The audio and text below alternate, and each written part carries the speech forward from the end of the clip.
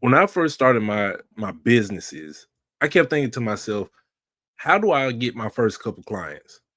Like, how do I even go out there and do what I need to do?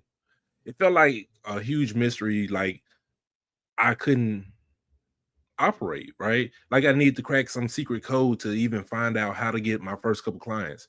But here's what I learned after starting my first few businesses. Your first few clients are often closer than you actually think.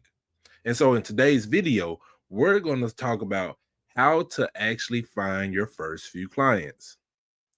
So that way you can start selling and serving other people. So it's easy to overlook the people that's already in front of you and the people that already know you in some shape, form, or fashion. Like they know you. I realized that my network, my family, my friends, even my acquaintances, people who just know me, they were the key for me to actually get started. And once I shifted my focus to those people instead of focusing on people that don't know me yet, those first few clients appeared after I served those people that was closest to me first. So let's break down how you can actually apply this to your business or your hobby. So start with your existing network first. Start with your existing network first. So this looks like people in your family, your friends, your colleagues, people you already know and trust, right? And the people that trust you. So they may not need your service per se, but they may know someone who actually does. And so the thing that I thought about was my friends, they didn't need my service, but I offered it to them anyway and said, "Hey, can I do this for you? Can you help me out by being a client of mine?" So my first few clients with photography, they were all free. All of my clients were free at first. Like I didn't charge them anything. Why? Because I wanted to get those testimonials. I wanted those people to speak highly of me because oftentimes when you serve people and serve them well, they're going to tell other people about you. Because my actual first paid client came from someone who spoke on me from me doing a free opportunity for them. And it was just doing some photos. So a friend loves at all times, but a brother is born for adversity. Proverbs 17 and 17. So I want you to think about the people who are already in your life, the people who can actually benefit from your service. So think about like even with my tax business, my first several clients were people that I already knew.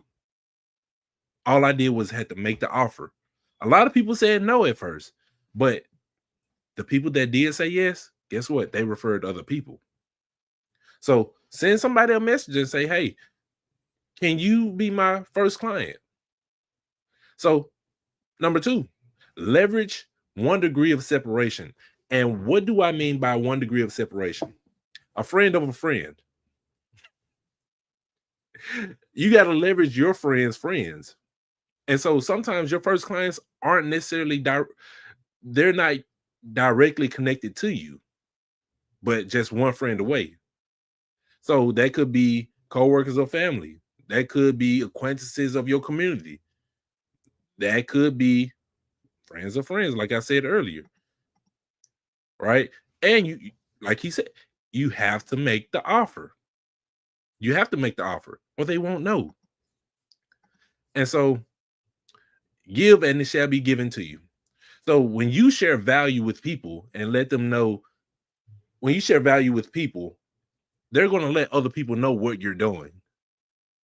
And oftentimes, they're going to be the ones eager to help. They're going to be sharing your stuff on social media. They're going to be spreading the word by mouth. They're going to refer you before they refer someone else because of the proximity that you have. So, what can you do in this situation? Ask if your friends don't need your services, ask them to ask their friends, because more likely than not, they know someone who needs your services. And so Make sure you post on social media. Make sure you post on your Facebook, Instagram, TikTok, YouTube, all the places. Because if people don't know that you even offer this thing, they can't come to you. And posting isn't just saying, hey guys, I do photography. Hey guys, I have a tax business. Hey guys, I do business coaching. This means, no, hey, actual flyer. I offer my services for all of these things. If you need services like these, let me know. Put it out there. It's just like shooting an arrow to hit a target. If you only shoot one time and you miss, and you go home and say, "Oh, I'm done with this. I'm never doing this again." You're not trying hard enough. You have to keep shooting at that target until you eventually hit. You may not hit directly the bullseye on the first try, but the more you shoot, the closer you get. So, number 3, start by solving a specific problem. Now, here's the one thing that I see with a lot of people, and this comes from experience, right? Your first few clients don't need to hire you for everything that you offer. Focus on solving one specific problem that they actually have. And the mistake was, I was trying to serve everybody. And in trying to serve everybody, I eventually served nobody. I didn't answer a specific problem. So for photography, what can I think of as a problem that I could solve? Okay, you have people who need photos for birthday events. That's a problem that you can solve. Oh, I need headshots. That's a problem you can solve. As a business owner in taxes, people need their taxes done. People need amendments. People need to learn how. People want to pay less money in taxes. Those are problems that I can solve as a business coach. People want to learn how to grow their business. People want to learn how to get their first few clients. These are problems that I can solve. So solve a specific problem for someone and make the offer. Each of you should use whatever gift that you actually have to serve others. 1 Peter 4:10. People are more likely to work with you and feel confident when you actually solve their problems, especially the ones that's hurting them the most. So think about a problem that you can solve for somebody. And here's the thing about those pain points for people. You can't say, oh, these people have this problem. How do you know? Did they tell you? And there's a difference between people telling you that they have a problem and not willing to pay for it versus people having a problem and really want it solved. So if you're trying to sell or get clients that have this problem, but they're not willing to pay, those aren't your clients. You have to get clients that are willing to pay for it, for the services, and to get the solution to their problem. Right? So find people who have that immediate need to get this solved and make sure you speak their language. Number 4, we're going to move on. Number 4, be ready to serve, even if it's for free or at a discount. Right? I know people say charge your worth, but if people don't even know your worth, how can you actually do that?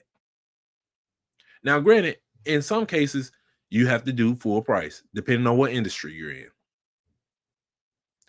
But in other industries, like photography, I started off for free. With taxes, I gave discounts. To build that clientele, I did what I had to do. So sometimes your first clients may come through offering a discount or a free service to build trust and gain testimonials. This doesn't mean undervaluing yourself. It just means that you're investing in your credibility. You're investing in your credibility. Whoever can be trusted with a little can be trusted with much. So if the first few clients that you have show that you are a person that they will be willing to work with again, guess what? They'll tell other people that you did a great job. 5 stars on Uber, 5 stars in photography. Your credibility is growing. But they won't know if your price range is out of reach for them and they don't trust you. Remember, people have to know, like, and trust you. So what can this look like? You can do like a limited time discount for a service or a free consultation, a free quote, right? And so make sure this opportunity is for you to build that credibility. These opportunities are for the testimonials. Next, we're going to say show up consistently. Number 5, show up consistently. People start a thing, but they never are consistent. Your clients are paying attention to you, even if you don't even realize it. They notice how much you post. They notice the quality of your work. So when you're consistent and consistently sharing your knowledge, your values, the results that people are getting by working with you, people will naturally gravitate towards you. People will naturally come to you. You don't have to chase clients, because if you're offering value, it's going to attract those clients. Never chase, always attract. And so I'm going to make my offer at the end of the 30-day challenge. I'm proud of you, bro. But here's the thing that I want you to do. Offer it now. Get used to offering it now. Because at the end of the 30-day challenge, people aren't going to be consistently watching you at that point. So what he's referring to is a 30-day live stream challenge, right? So you got to think about, how many more days do we have in this challenge? Offer it now. Get used to doing it. So going back to consistency, how many times are you going to offer it? Let your light shine before others, that they may see your good deeds and glorify the Father who's in heaven. And so letting your light shine means you're consistently shining. It's like a light bulb. You're not going to use a light bulb that always flickers. You want one that's going to consistently shine, so that way you can continue to do the work that needs to be done. Okay? So that means posting regularly on social media. That means sharing tips. That means sharing stories, behind the scenes work. Let people in on what you're doing. Right now, I'm working on my systems so that way for 2025, my tax business can scale further than where I was this past year. Because if I'm gonna speak on taxes, guess what? I have to consistently show up. And in order to do that for the amount of people that I'm serving, I have to get it done. So stay consistent, make sure you're approachable, and trust builds over time. So don't think that you have to get everything done all in one go. No, just consistently show up. And so here's how you can start attracting your first couple clients, your first few clients. I'm not going to say a couple is 2. Your first few clients today. I want you to write down a list of 10 to 15 people that's in your network. So that means family, friends, colleagues that could actually use your service. And if you don't think they can use your service, do it anyway. Remember, friends are friends.